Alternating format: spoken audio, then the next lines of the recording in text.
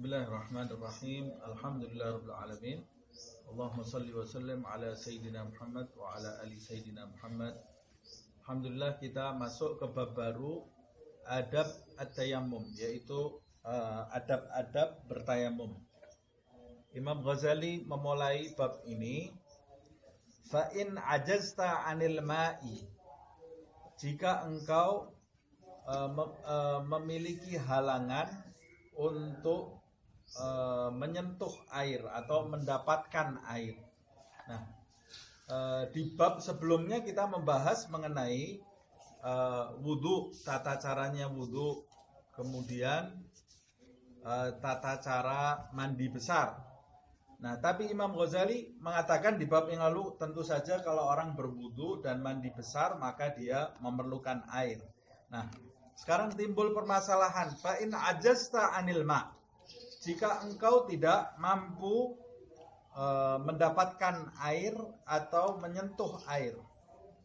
Apa sebabnya? Di antara salah satu sebabnya lifaddihi ba'dat talab.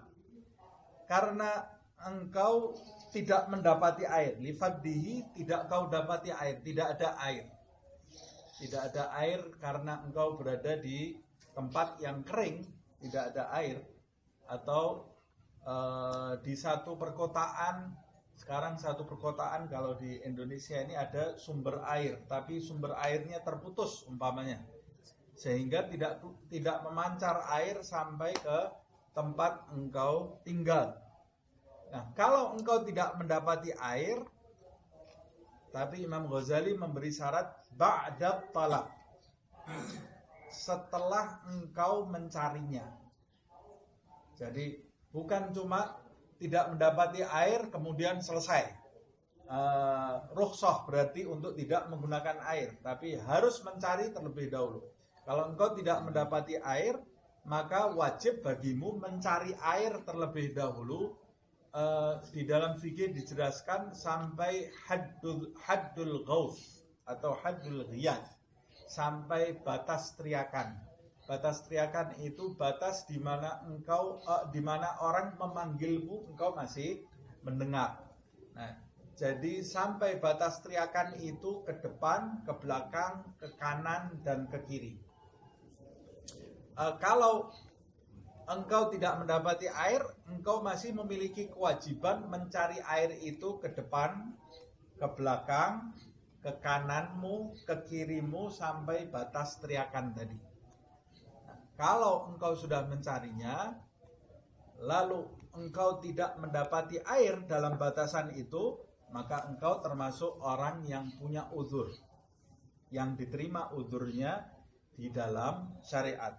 Au limani'in minal usul ilaihi, atau engkau tidak bisa menggunakan air bukan karena tidak ada air, tapi engkau terhalang untuk mencapai air yang ada di dekatmu.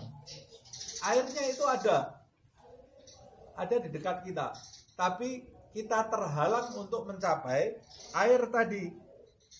Contohnya min sabu'in, karena ada binatang buas yang menghalangi kamu. Umpamanya di tengah hutan atau di tengah padang pasir ada air di dekat kita, tapi untuk mencapai air itu kita harus melewati umpamanya ular atau macan atau binatang buas lainnya, sehingga bisa berdampak bahaya untuk diri kita. Nah, ini menjadi uzur juga. Au min habisin, atau ada air di dekatmu tapi air itu terpenjara atau air itu terkucil sehingga kita tidak bisa mengambilnya, atau kita yang terpenjara tidak bisa menghampiri air tadi, maka ini juga termasuk halangan. Au kanal ma'u al-hadir tahtaj ilaihi li'atshika au li'atshi rafiqika, atau ada air di dekatmu yang kau miliki, air itu kau miliki, sudah ada di tanganmu, tapi air ini kau perlukan untuk minum kalau air ini kau gunakan untuk wudhu, maka engkau tidak bisa minum, engkau akan mati kehausan. Ini namanya ada air tapi kita tidak bisa menggunakannya untuk berwudhu. Kau perlukan air ini untuk menambal rasa hausmu, au li'atshi rafiqika, atau air ini seharusnya untuk dirimu. Kalau untuk dirimu saja, engkau masih bisa menggunakan untuk berwudu, ada sisa untuk wudu. Tapi ini kau pergi bersama teman-temanmu. Jadi kalau engkau gunakan untuk wudu, kau bisa minum, tapi temanmu akan mati kehausan. Mana yang lebih penting? Saya sholat dengan wudu atau saya sholat dengan wudu, saya biarkan teman saya kehausan? Oh, ini lebih penting wudu. Enggak, manusia lebih penting, kau selamatkan manusia. Kalau ada teman-temanmu yang juga memerlukan air, maka lebih baik kau berikan air itu untuk menambal rasa haus temanmu, dan engkau tidak berwudu dalam mengerjakan sholat, diganti nanti dengan tayamun. Au kana milkan li ghairika, atau ada air di dekatmu tapi bukan milikmu. Ini permasalahan lagi nih. Ini Imam Ghazali memberi contoh, tayamum diperbolehkan bagi orang yang tidak memiliki air. Contohnya seperti ini. Ada air di dekatmu, milkan li ghairika, tapi air itu bukan punyamu, punya orang lain.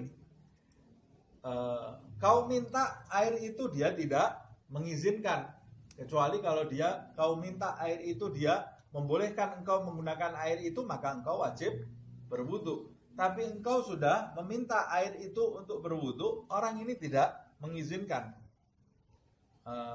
Bukan karena pelit, mungkin karena kondisi air sangat jarang.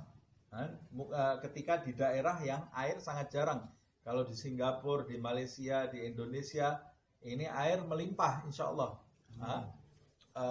Tapi ada tempat-tempat yang air itu jarang sekali.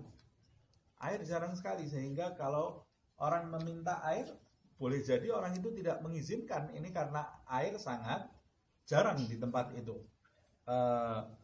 Walam yabi' illa bi aktsar min thamanil mithil.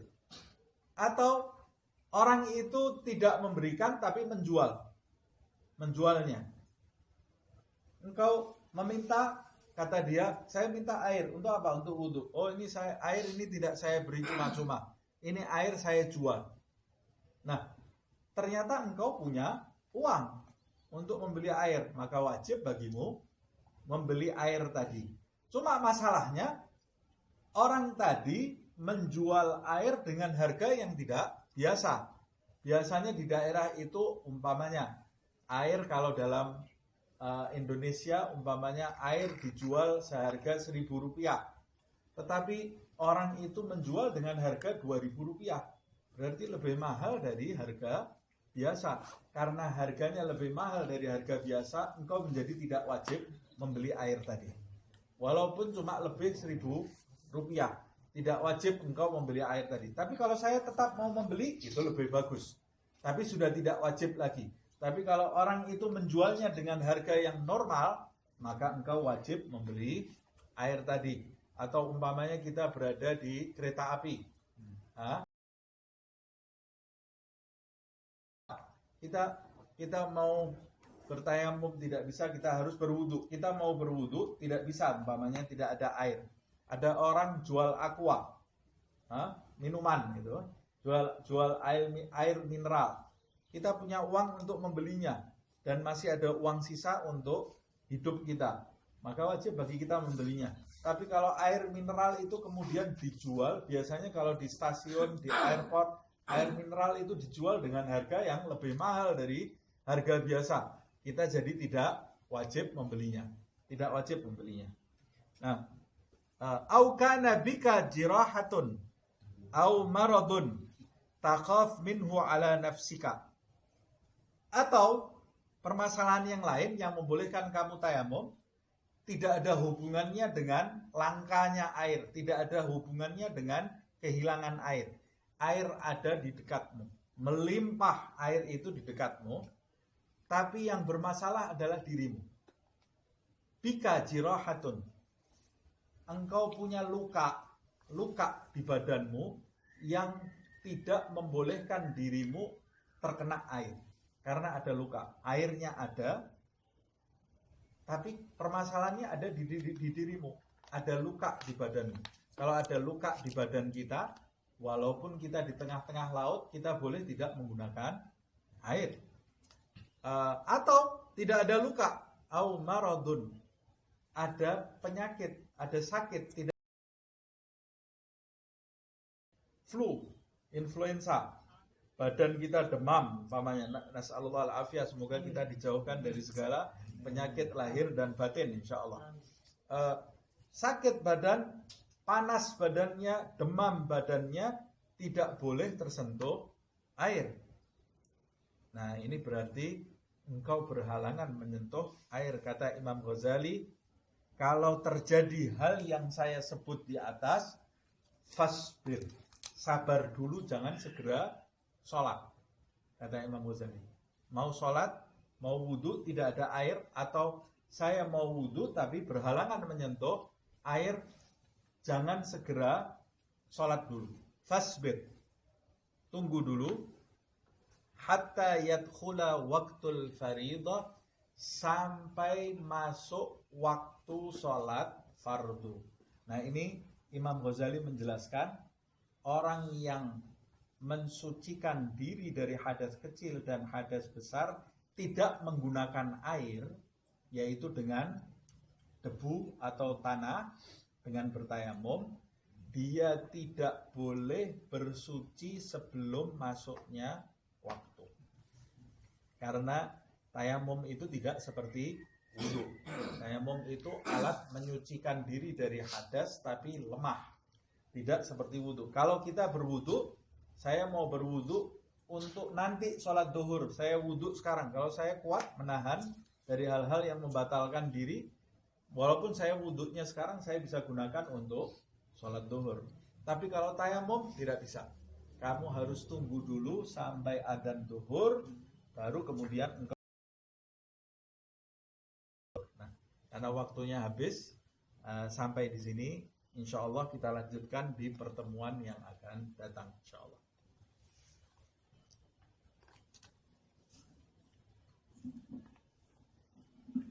Allahumma salli wa sallim ala sayyidina Muhammadin wa ala ali sayyidina Muhammad. Ya Rasulullah, salamun alaik, ya Rafi'a syami wa daradi, ya Rasulullah, salamun alaik, ya Rafi'a syami wa daradi,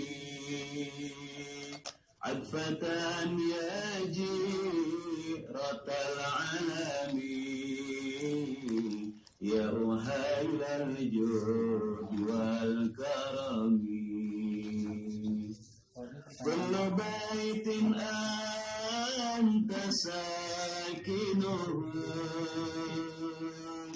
laysa muhtajan ila sururi, kullu baitin anta sakinuhu, laysa muhtajan ila sururi, wa maridin anta aiduhu, qad atahu Allah bil faraji, wa zamanin anta hakimuhu, zalama fihi minal iwaji, min anta hakimuhu, zalama فيه من العوج وجهك الميمون حجتنا يوم تأتي الناس بالحجج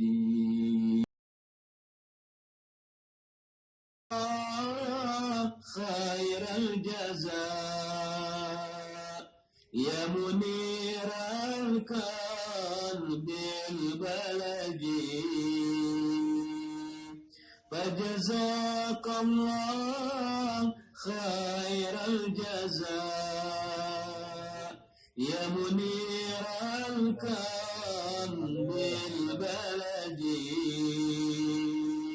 أهل البيت المصطفى الطهوري هم أمان الأرض فذكري ربي فانفعنا ببركتهم وحدنا الحسنى بحرمتهم ربي فانفعنا ببركتهم وحدنا الحسنى بحرمتهم وأميتنا في طريقتهم ومؤافاة من الفتن يا رسول الله سلام عليك يا رفيع الشان والدرج يا رسول الله سلام عليك يا رفيع الشان والدرج الفتى يا جيرة العالمين يا أحيل الجود والكرم اللهم صل Jazakallah Ustaz Ahmad Yudi dengan kasidah ya Rasulullah. Sekarang waktunya sampai dengan pertanyaan yang kedua yang kita tujukan untuk Ustaz Husin Nabil. Pertanyaan Ustaz Husin Nabil yang kita terima daripada anggota kita. Beberapa orang pernah bertanya sama Ana waktu dulu dengan Sayyidil Wadid, tiap kali kalau kita bubar dari majlis kita atau bersurai atau berpisah, kita itu sebelum bersurai berpisah kita itu membacakan surat Wal Asri atau Al-Asr beramai-ramai baru kita berpisah. Anggota minta Ustaz Nabil untuk menjelaskan lagi sekali lagi mengenai surah Al-Asr ini dan kenapa kita membaca beramai-ramai sebelum kita berpisah. Waktu dan tempatnya kita siapkan untuk Ustaz Nabil. Fadhal Ustaz. Baik. Bismillahirrahmanirrahim. Alhamdulillahirabbil alamin. Allahumma shalli wa sallim ala sayyidina Muhammad wa ala ali sayyidina Muhammad. Allah yarham Ammi Abbas wa yarham aslafuna salih rahmatal abrar wa yaj'alna ma'ahum wa fihim birahmatika ya arhamar rahimin. Amin insyaallah. Begitu para orang tua kita, guru-guru kita, juga salaf pendahulu kita, mereka itu mengajarkan sesuatu kepada kita tanpa panjang-panjang. Mereka langsung mencontohkan. Kadang-kadang kita sudah melakukannya, baru kita belajar dalilnya. Beda dengan guru-guru yang lain. Guru-guru yang lain itu mengajarkan dalil, tapi muridnya kadang-kadang tidak melakukannya.